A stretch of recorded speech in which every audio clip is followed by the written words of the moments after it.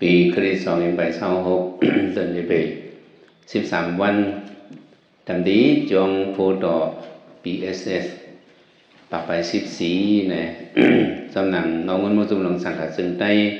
ป้ายปิญญาจัดเฮ็ดลองห้องเรียนเข้าใหม่นะให้จะสั่งเขาหลายวันหลายเมืองได้มาคืนฮอดกะดีไหนนะคาร์เวียสัจสุขัมต่างโดงเอาเงินมุสลิมหลวงสังกัดซึ่งใต้อยู่ดีเกมผู้หมายหลงเอาเงินมุสลิมหลวงสังกัดซึ่งใต้เลยมาหันการตรงหนึ่งจอเขาหันเสียเจ้ากูเขาตรงตะแวเมืองตาเขาอีกเลยเจ้ากูเขาหมอสอนเขาสำเจ้าตาหน้าเขาโกนเงินเขากระปีเขาอันกันมาสวยแถมปันการนั้นเนี่ยอยู่ดีเอาเงินหลงมุสลิมสังกัดซึ่งใต้คาร์เวียเขามีตั้งโจมเสือขอบเสือเอากลุ่มบนยองย่อเตว่าติขาออกยอดเบื้องหลังเนี่ยการมังเจอมังดองเนี่ยก็เรียวเฮ็ดเนี่ยมันเป็นไรฮะสอนได้เป็นไรค่ะมันเป็นไรเขาได้ไล่จ่อยกันเฮ็ดเนี่ยไล่จ่อยกันเนี่ยก็ สำเร็จไล่จ่อยเจ้าหือหลาเนี่ย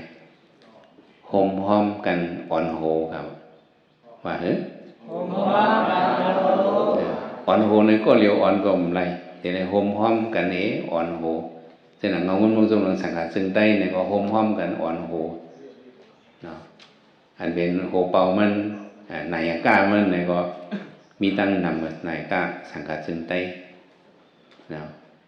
โหเป่าเนี่ยก็มีป้าเหลียวโหเป่าหลงแกมโหเป่าเนี่ยก็ไม่เป็น10ไปเนี่ยเป็นโฮมพร้อมกันอ่อนโหผู้ไม้เนี่ยก็มี30ไปในเป็นหังโฮมพร้อมกันเฮียงค่ะโฮมพร้อมกันอ่อนโหโฮมกันอ่อนโหก็เย้าห้าเนี่ยไปเจอค่ะไปเย้าเสียบเพกันเอาปุนพรเนี่ยค่ะแทงคองเห็นไหมครับเสียบเพกันเอาปุนพรมีคนอ่อนโหไปบ่มเอาปุนพรอะไรค่ะอยู่ตั้งโหเงี้ยลายก็ไม่ได้เสียบเพกันเอาปุนพรเนี่ยแล้วจากนั้น โรงเรียนเข้ามาเฮ็ดมาเนี่ยปองว่าหามหลาเนี่ยเสียบเพกันเอาปุนพรเสียบเพกันอะไรที่ไรตั้งพวกเป็นตีเลียวเนี่ยมันโหลูกเฮ็ดแล้วมันเป็นเหงสองเหงเนี่ยกับคอนกันทีเดียวไหนตากินก็อยากตาได้อยู่ก็อยากตาได้กุ้มทิ้งกันก็อยากตาได้ห้องหมอสอนให้ว่าปีเลย ก่อนปีเลยลูกเห็นลีก็อยากเนี่ยอย่างว่าตีเลยเฮียเสียบเพกันเอาผลพรว่าเพียวมาดีสีป้อเนี่ยก็ ก็เป็นเวียงกึกปืนเฮาเนาะเวียงกึกปืนของเฮาเมืองสีป้อเนาะซื้อก็มีหลายเมียวกำพองว่าเมืององค์ป่องกลางคำสีป้อตีเด้งได้ไตเขาได้ก็ มันห้องจอมสภาวะน้ำลินหินพาวตีสีป้อเนี่ยเขาไปถามด้วยเจ้าเขาจะอยู่สีป้อตะกาวเขานำป้อในสองมี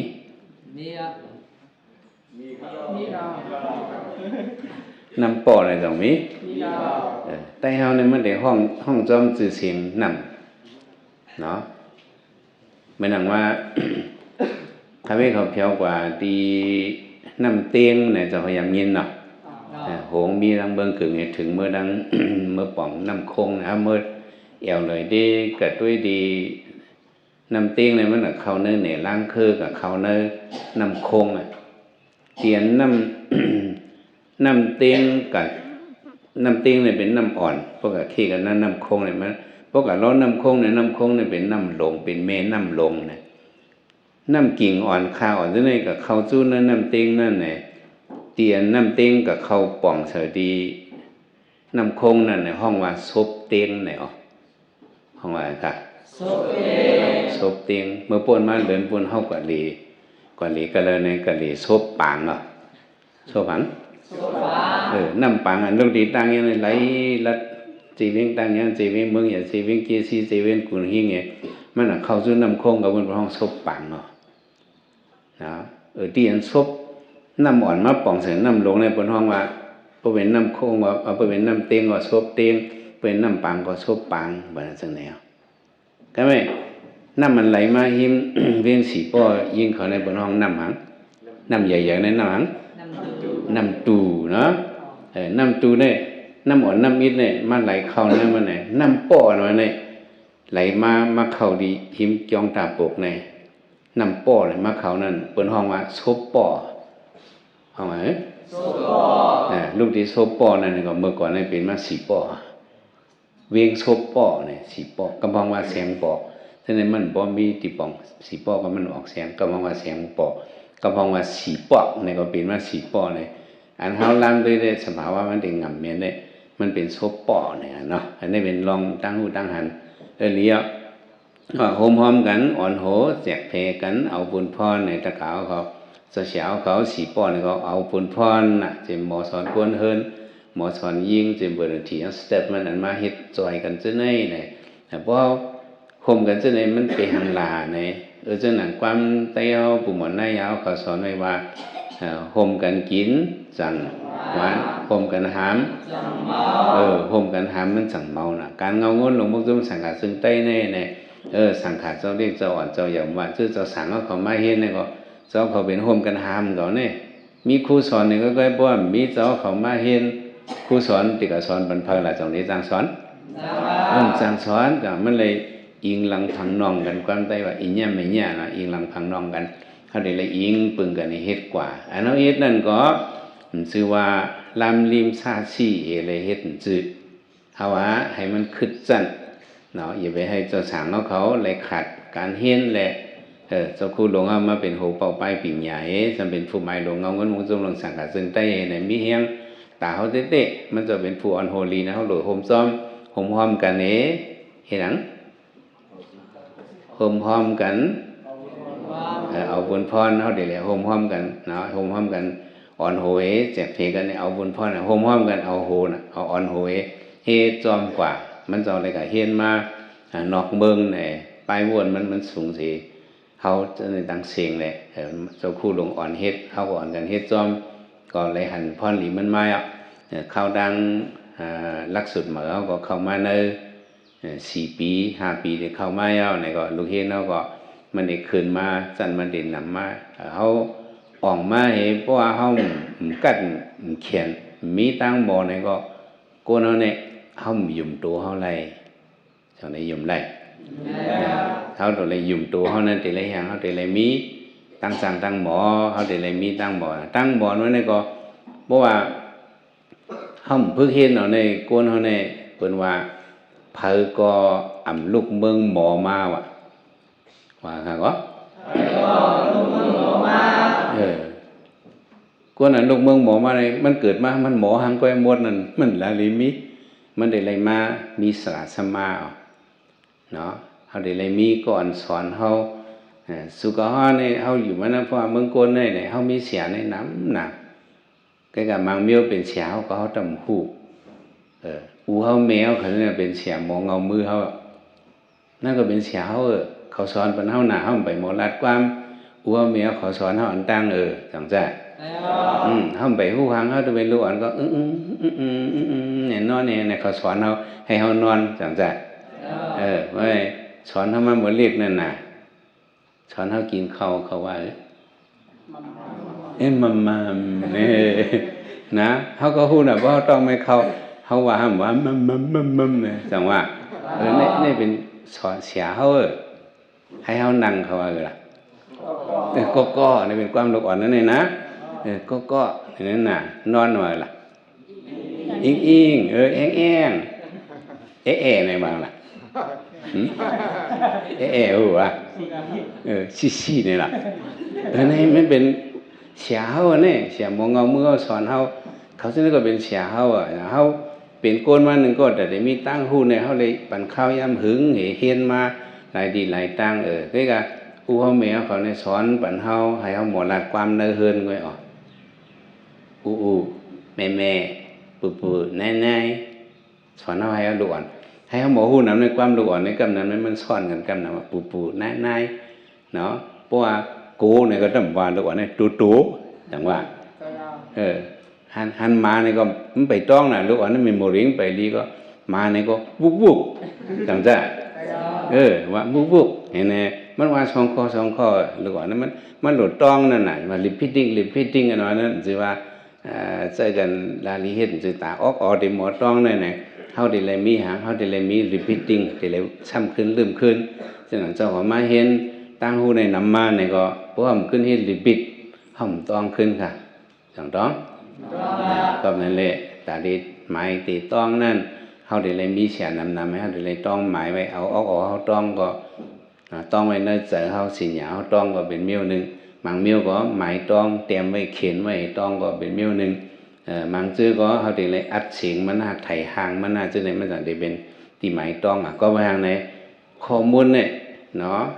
แต่ในข้อมูลนั้นมันนำนะเพราะเขาอยากมาเนี่ยมันนำมาได้ดีแหละแต่เลยมีเครื่องอันซอยมันต้องเอาเนี่ยในเจ้าเขาดึกเป็นปานตึกเห็นเอาเลยเอาหลุดเลยต้องหมายครูสอนนำเนี่ยมันก็จะเป็นก้นย่ำมาจะเป็นก้นกัดเขียนมาก้นนั้นผมมีครูสอนเนี่ยมันกัดเขียนเลยผมลูกเมืองหมอมาค่ะลูกสังสารอุเมลเขาได้สอนปันกันเนื้อเฮิร์นไอ้ยาวก็กะอุเมลเขาจะมีการนำน่ะหรือหาเลี้ยงนาหอต่อเฮิร์นน่ะให้เขาสอนปันที่เข้าไรฮะเนี่ยคำสอนเลยข้าวยาวข้าวเต็มคำสอนเลยก็นั่นแหละเมืองหนึ่งลูกในไรแห่งไรมีครูสอนไรมีอย่างค่ะไรมีครูสอนวันในก็ไรมีครูสอนเลี้ยงก็ไรมีครูสอนวิ่งลงไรมีครูสอนไรมีครูสอนจันนั่นน่ะเขาเลยส่งเจอเขาไหนสอนดีขึ้นก็เขาไรเขากันเลยกว่าที่ห้องเฮียนปิ่งยาฮืดกว่าที่ห้องเฮียนบนเจ้าฮืดเนี่ยเขาเลยกว่ามีครูสอนเขาเลยกับสู้ครูสอนแต่เพราะว่าวันอ่อนเวียงในมันปิ่งยามันกลุ่มทนกันไรกว่าแทงวันอันใหญ่ชิ้นนั่นบางวันเนี่ยเขาก็มีจันเงาไว้บางวันเนี่ยมีบ้านจันกลางเลยไข่กับสอนวันนั้นก็เห็นเอาวันนั้นบางวันทำจันกลางก็มีจันสูงเนี่ยมีดีเวียงเลยเข้าสู่เวียงอะไรเห็นนั่นเนาะก็แหงเฮียงละทำไข่กับนั่นนะไข่ไรปิ่งยาค่ะละไข่ไรอังค่ะไข่ปิ่งยาไข่กับดีวันใหญ่เวียงลงพวกกับเพียวเวียงลงถึงจัน12ไว้ตาขาขึ้นจันจอมให้มีกูเวียงเนี่ยเลยไข่กว่าเวียงลงแทงกันไหมสังใจค่ะใช่ไหมเวียงลงบางเวียงบางเบื้องในสมปิ่งยาเขาบอกเตรียมโทนในก็ทำไรไข่กว่าเห็นแทงนอกเบื้องเลยสังใจซึ่งคาเฟ่เขาจะไรไข่กับเห็นนอกเบื้องเนาะกับเห็นหย่องสวยกับเห็นอย่างกลุ่มเตือกกับเห็นแทงเบื้องสีเตือกเห็นนั่นน่ะเดี๋ยวมันนั่งเจ้าคู่แหวมากเขาในโซ่แหวมิต้าเขาเห็นนอกมันในเบื้องเขาในมันสูงไรก็เห็นออกเบิ้งก็เห็นเบิ้งศรีลังกา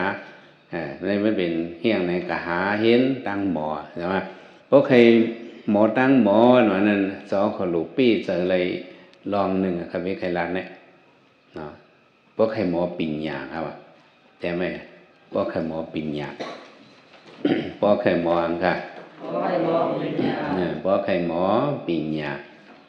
ตีเลยผัดสาตีครับตีเลยยังค่ะตีเลยผัดสาตีก็นั่นมอปิญญามาจะได้อยู่ดีปูตีมันเลยที่เอาอยู่ดีสาตีเห็นที่ได้มันเป็นก้นกัดแขนมาตีเลยผัดสาตีเนาะเพราะว่านี้เพราะใครมอปิญญาตีเลยผัดสาตีแข่งสองบอกเพราะใครมอปิญญาตีเลยผัดสาตี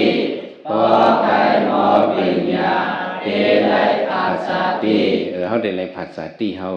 ว่ามันผัสสะติเขาสอนดีวันเขาวิ่งว่าเขาด้วยเนี่ยมันไปกลุ่มทนกับในเละเจ้าเขาในผัสสะติเลยก็เห็นลิกการเดลัยผัดยันก้นเฮินเขาสู่เก็บสู่เขาเกิดกับผัดสิได้ก็อย่าไปลืมของก่อนนะวันนั้นน่ะแต่ก็เขาหมั่งซื้อเมื่อเขาติดจะออกนอกเบื้องนั้นเขาใครกว่านอกเบื้องได้ผมใครขึ้นปอกมาเนาะเขาว่าสู่เจ้าตัวไหนก็เห็นนอกเบื้องในกำห้องกว่ากับเชียวจิมอเมริกันพุ่นขึ้นปอกมาแต่ก็มี30 ป้ากว่าดิกเขาว่าลูสู่เจ้าตัวไหนมีแปกกี่ยาเขาเนี่ยมันเขามีหยังมีแปกกี่ยาขึ้นถอยมาเมืองเอาพองแลซื้อก็เห็นการนอกเมืองให้ซื้อก็เห็นลิกนอกเมืองให้ก็เฮ็ดการนอกเมืองให้ขึ้นเสยแปกกี่ยามาขึ้นเมืองเอาพองแลเฮาว่าไหนกะนอกเมืองเฮาเนี่ยพร้อมกันเปิดตัวมันมีเผาเปิดตัวคาเฟ่ไก่หยอกเขาก็ว่าซื้อไต้ก็เขาจะเนี่ยเขายังอ่านเขาในใครกว่า USD ก็ใครกว่า USD เขาว่าความหยอกกันก็ว่าเกื้อกันก็ว่าเลื่อมกันก็ว่าเนาะว่าคิดว่าไปกันก็ว่าเขาว่าจังที่เขาคาเฟ่จะสุคำว่าสู่เจ้าจะเนี่ยเป็นก้นเล็ดลงเขาว่าในบันเขาเป็นก้นหนังลูกดี ลูกนี่เวียงอ่อนเข้ากับเวียงลงเพียวเยียนกงยุ่งนั่นก็หายเพียวสีโหลูกสีโหกว่าแทงต่างเมืองกว่าแทงตัดคันทรีนั่นกว่าแทงเมืองหมายสามนั่นกว่าให้มันขึ้นปอกมาสื่อจะเป็นก้นแล้วในกว่าให้มันขึ้นปอกมาลงมอเมืองเขาในหรือเหตุการณ์ในน้ำแก่ก้นเงือจึงจะสู้คำในก็ขึ้นมาในเมืองทำอะไรบันเขาเขายอมตัวเขาเป็นก้นเงือเขาขึ้นมาในเมืองเนี่ยก้นแล้วได้เป็นกว่าที่เปิดขึ้นมาเขาในบันเขาบางชื่อก็ขึ้นมาขึ้นก็เช่นะนี่อย่างมีเจอหักจือคือวันเบิ้งเขาขึ้นมาขึ้นในเบิ้งเขาก็อยู่นอกเบิ้งก็ไล่หรอกช่องไล่มันไล่ตีกะเขาเอาตัวรอดเนาะวันน้องเบิ้งเขาเจ้าสั่งเขาการเฮียนเขาในเบิ้งเราดูใจในมันมีตั้งหนเขาก็เหตุการณ์ในเบิ้งเขาในเหตุปุ่มเปย์อะไรนี่แต่ว่ากว่าตั้งนาสิตาก็ใครมอปิงยาโดยในภาษาที่สิตาก็ให้ไปลืมสาติที่พังหกพังเหวนั่นเลยลืมก้นเอาหนึ่งก้อนนั่นเลยลืมเนี่ยมีสามเบี้ยวค่ะเจ้าก็ต้องไว้หนึ่งอย่าไปลืมสาติที่พังหกพังเหวค่ะอย่าไปลืมสาติที่พังหกพังเหวหมายหนึ่งอย่าไปลืมนั่นค่ะมีเจสูเหนือเขาเป็นอย่างไรเขาเลยเกิดมากกันนั่นน่ะเขาเลยพังหกพังเหวมาเนี่ยเป็นว่าหมายสองอย่าไปลืมเตียนเขาเลยตั้งหูเหมือนเขามาอยู่ที่จ้องปูดอสีป้อในเขาเลยตั้งหูกันในตั้งหูเอาขึ้นอย่างมากในเขากับเหตุการณ์ก็สั้นการเขาขึ้นมาดีนาทีนั่นเนี่ยนาทีที่เขาสั้นการเขาขึ้นนั่นอย่าไปลืมหมายสามอย่าไปลืมเตียนเขาอ่องมันสีเปิลมานั่นตีนเขาออกมาสิเพิ่นตีเขาอะไรก็เป็นจิกเป็นจอมฮือ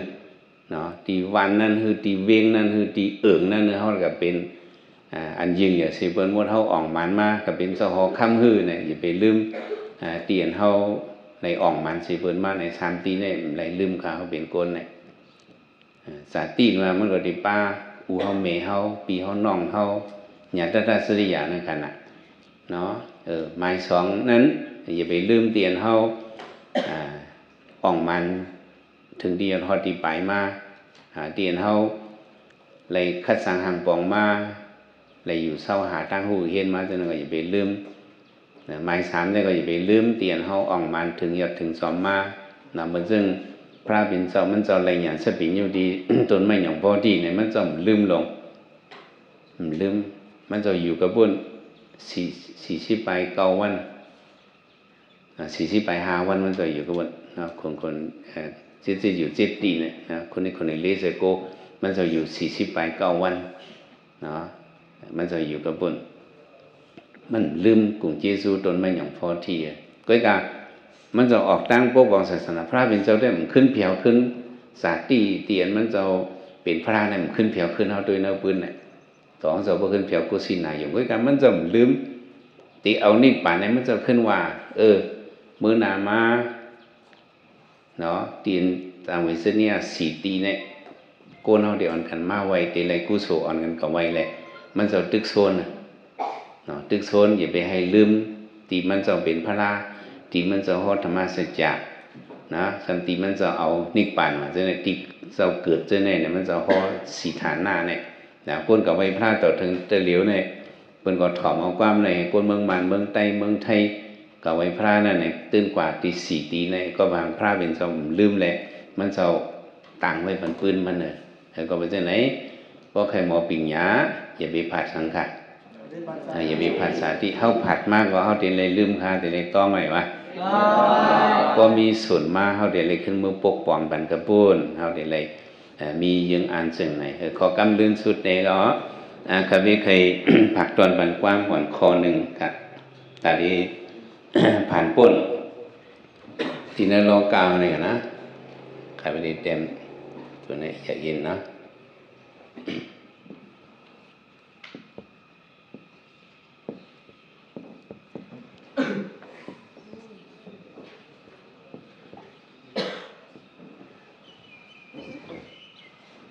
สองเจ้าเขาหันกันเนี่ยนับตีตัวเลยตัวนั้นดู I M P O S S I P L E เสียงออกมาเลยค่ะ impossible that's very nice what's the meaning of this impossible ในปองวางค่ะเป็นไร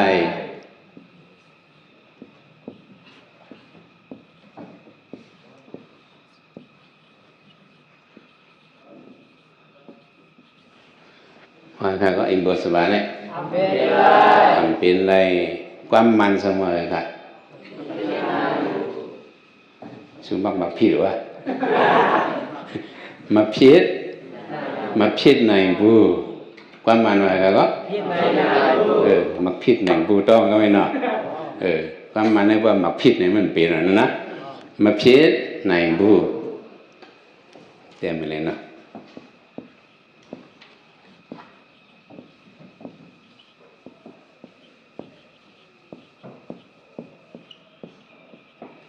มาผิดในบูความเขว่าอะไร什么？คนหนุ่มมุจีมาจังก็สอบสงก็หาจังก็สอบ不可能ก็หมดเต็มความคิดนี่หมดเต็มว่าหมอหรือมันความคิดนี่สำคัญนะ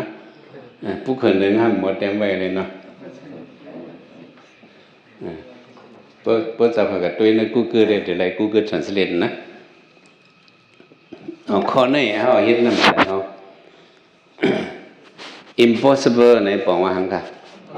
ทำเป็นไรเขากับทุบเนี้ยนาการหนึ่งอันนี้เป็นไรโยไหนเพราะเป็นไรได้เพราะเขาน่าจะเขาว่าเป็นไรโยหยับหนาโยเขาเนี่ยมันเป็นไรเก่าเนี่ยในเด็กคนก่อนในมันไปเข้าถึงพวกโกเสือจังใจย่ำไปเข้าไปตึกเลยพวกใครซุ่มเปิดไว้อ่ะเฮียงถ้าใจมันไม่เฮียงกับเขาอ่ะเจ้าเขาดิอยู่ในโลกาในเจ้าเขาจะเลี้ยงเนี่ยอันห้องไปยามทุบอันห้องไปยามเฮ็ดไปยามเนี่ยสิบอกไปยามหาในบ่ห้องได้เลยเฮ็ดในเจ้าเขาในมังกำในมันออกมา impossible ในออกมาสองยามเปลี่ยนค่ะเขาได้เฮ็ดนี่หยับหนาโยเขาโกหยับมันตั้งเลยเขาก็วนหยับมันตั้งเป็นอะไรโยเผยผมเป็นอะไรไม่ได้มันเห็นมันเคยเฮ็ดแล้วมันออกไล่วนเนาะเฮาได้เลยเฮ็ดคือข้ามเฮาได้เลยคือลัดป่นเฮาได้เลยเฮ็ดคือหาลอกไล่มันเฮาวนอันไหนเฮาก็ว่าเป็นไรบางเสื่อมถังรีบเบิ่งโป่งเป็นไรแบก็หูไปตั้งเห็นก็มีจังซั่นผู้เพิ่นเฮ็ดเป็นมามันก็เอาก็หูไปก็เอาหูมีตินได้ไปก็เลยเอาหูมีตินไปก็impossible ความข้อนี้เนี่ยเขาเอาเฮ็ดเฮียงเจอเขาขังมันในคาบินไอ้มันผักตอนไปนั้นเนี่ยเขามาวนอะไรเนาะอันหยาบนั่นในการมิ้วเลยก็ยังมันหยาบต่างคือก็ยอกเปิงลงมันเจ้าเขาตีเลยหัวหางเนี่ยตีเลยหัวในไงค่ะ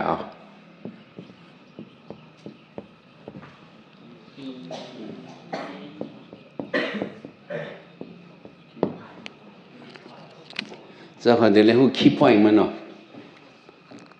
กี้เนี่ยเป็นกักซ้อพ่อยเนี่ยเป็นจุดตีย้ำมันขี้พ่อยเนาะเจ้าเขาตีเลยหัวการมิ้วเลยหยาบแต่หนึ่งที่เขาโป้เจ้าเขาหูเนียนมันความไต้หวันเนียนมันห่วงค่ะโป้เจ้าเขาหูเนียนมันเจ้าเขาหูกักซ้อมันในเด็กมันฝืนอะไรเนาะเข้าทุบตั้งหยาบสีมิ้วอย่าไปว่ามันเป็นเลยไล่เป็นอะไรมันแต่มีกระเขาหลวนนั่นไงเจ้าเขาหลวงหลวกี่ป่วยมันเมื่อหนังว่าเขาละตีเด็กมันเขาเคยเข้ามาเรียบเห็นที่จงพูดต่อในเมื่อไหนเขาหลวงกี่ป่วยมันแต่เลยหวงข้าไม่หูนะจงพูดต่อในกี่ป่วยในที่เดินเป็นเจ้าชายตัวดาวแหวนมากแหวนเป็นตาปีเหมือนตาในจังใจค่ะใครเห็นในเจ้าคู่ใครเวลาเนี่ยเขาใครมือดีปีเอสปัก14ในเนี่ยเพราะร้านเจ้ากี่ป่วยปุ๊บฝีเนี่ยก็หมักช่อลงแต่เนี่ยพวกเนี้ยกักช่องแม่ในมัดเหยียดใส่พวกหลิมในก็แลกสองเปิด Now it's open. Yeah. So you should know the key points, everything. Impossible, you don't see. Yeah. You should look for the key point. So là ha key point มันเป็นอีหยังเนาะเจ้าก็มาเห็นลิกในลิกอันนั้นหยาบที่หยาบมันเป็นกันเลยตีเลยฝีกันเลยเฮาได้เลยกับจู้เผอซ้ำเลี้ยงนี่เฮาหลคือ key point มันเนาะสนใจค่ะเพิ่นว่าตั้งเส้นนี่มันกว่าไรว่ามันกว่าให้เฮาโหนลังอย่าไปเฮ็ดมันกว่าไรเส้นนี่ตั้งเส้นไม่ผู้ key point มันสนใจเพราะว่าตั้งเส้นนี่อึดไว้ว่านี่กี่ปอยเป็นพาวโลหะนั่นหนาวเอากี่ปอยเป็นก้อนนั้นพวกกระลัดก้อนนั้นเลยนะมันก็ผุยเลยจังจ้าสักให้ยังเที่ยวอย่าไปว่ามัน impossible นี่ว่าสิอย่าไปละสิปะเนาะเขาโลวนไล่เปลี่ยนมันเป็นอีหยังไรตัวออกกันไหน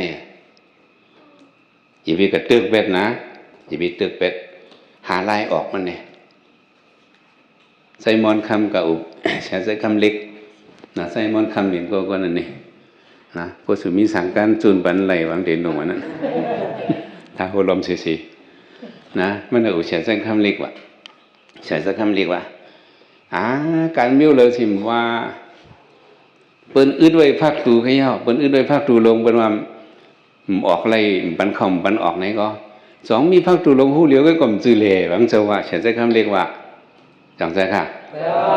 เพราะว่าเขาใครออกไหนได้ก็ผู้ดังไหนจะออกอะไรผู้พักดูผู้เลี้ยงจะออกอะไรฉันแต่ว่าพักดูผู้เลี้ยงอื่นไปเลยบ่นขึ้นหรือขืนในก็ไรหรอจังใจอย่าไปกระกึดไปเปิ้นอึดไปไหนอย่าไปกระตึกไปเพราะเขาตึกไปว่า impossible สุ่มหากี่ป่วยต่างดีในมันขึ้นอย่างไรค่ะโก้น้องเนี่ยอย่างว่าอันว่า impossible นี่เขาว่าอันในเขาด้วยใหญ่ๆลงๆเลยเขาว่ามันเป็นไร impossible นี่ก็การมิ้วเลยสิว่าเพราะผู้กี่มันในเขากับ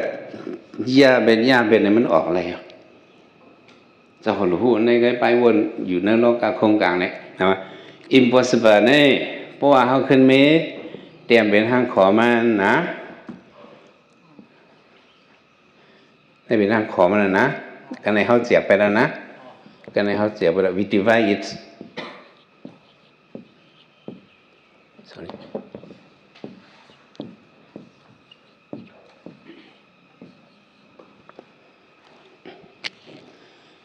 ตัวไหนก็ยังเก่าถ้าว่ามันเป็นไรจังจ้ะ impossible ถ้าว่ามันเป็นไรเพราะขึ้นมาเจียบเป็นไรบางมิ้วนะเขาก็เฮ็ดกำลุ่มในมันไหลเขาเลยเฮ็ดเอากำวิดเจียบเอากำวิดได้เฮ็ดเนี่ยมันได้เป็นทางมา I am possible เนาะ possible ตัวนี้ในบอกว่าทางนี้เป็นไรเนี่ยpossible ตัวนี้เป็นยังไง I am ในเป็นเขาเพราะว่าเขาว่า impossible เขาว่าจ้องกันเนี่ยมันเป็นไรแค่ค่ะบางมิ้วเนี่ยพอมาเจียบตัดตอนในเฮ็ดเนี่ย I am possible เขาเป็นไรรู้ว่านั่นไงค่ะแต่ว่าเขาเป็นไรเนี่ยเจ้าของหลวงมีหางหมายหนึ่งเจ้าของหลวงมี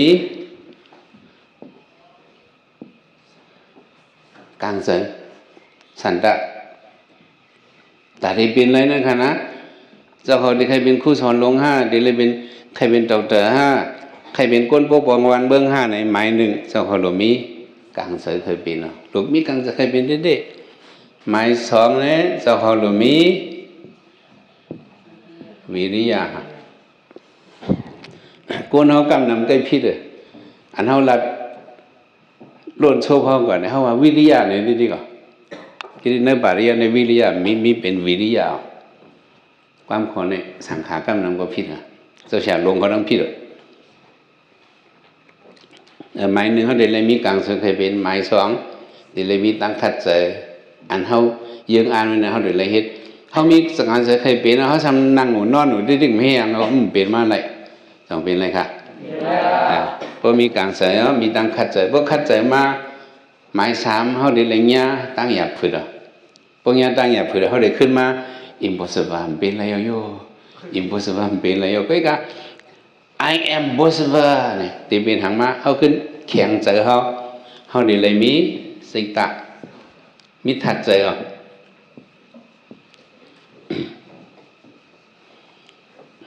เขาเดี๋ยวเลยมีอะไรค่ะนะว่า I am possible ก็ได้เป็นอะไรในบอกว่าเขาขึ้นแข็งใจเขาบางเมี้ยวเขาเหตุการณ์ในจิมพว่าคาเฟ่จิมพว่าเจ้าเขาจิมเจ้าคู่ลงจิมเจ้าคู่อย่างมากบางพองในเฮ็ดมาในถ้าเจอในโต๊ะสมมติใครเต็มเฮลินอ่ะถ้าเจอในเป็นกูก็ค่ะเวลาถ้าเจอโต๊ะนั่นสื่อว่าตีเลยปันมันโต๊ะติ๊กติ๊กตีได้ขึ้นลูกอ่ะตีได้ขึ้นพวกลูกอ่ะจังใจความเฉลียวใส่คำเรียกว่าจึงถึงความมันคองตะคาเลอยู่ในอภิไทยไรตัวมาละอจูอย่างมั่มเฮาตีดาวะเฮาร่วมกับหนึ่งบอกในตีนังไม่เห็นในตัวจูเฮายังขาวดำหักลูกขึ้นลูกแรงใครว่าจึงนั่นอันนี้เป็นความปันแห้งเสือจะเขาดูต้องไหมนะเพราะว่าเฮามีกังเสือเฮามีตั้งคัดเจอเฮาญาติได้อย่าฝืนให้เฮาเจอโตก็เฮาขึ้นมีคัดเจอแทงติดิเฮาได้ออกมาแทงหังเฮาได้ออกมาวิมานซา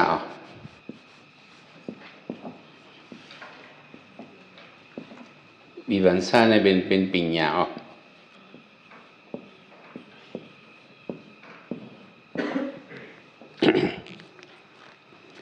เขาได้หูล็อกไลน์มันมาขนาดเนาะล็อกไลน์เนี่ยบอกว่าหัง